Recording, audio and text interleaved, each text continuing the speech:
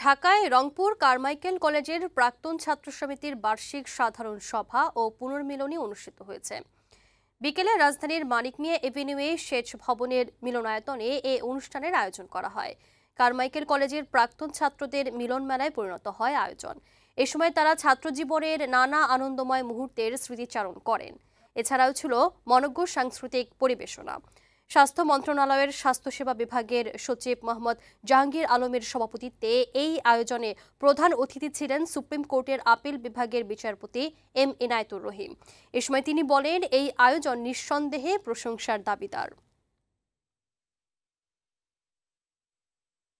যে যেখানে কাজ করি কমিটমেন্ট নিয়ে কাজ করতে হবে, আস্থা মানুষের অর্জন করতে হবে। তাহলেই আমার প্রতি মানুষের আস্থা বাড়ার সঙ্গে সঙ্গে আমি যে শিক্ষা প্রতিষ্ঠানে পড়ালেখা করেছি সেই শিক্ষা প্রতিষ্ঠানের প্রতিও মানুষের আস্থা বাড়বে।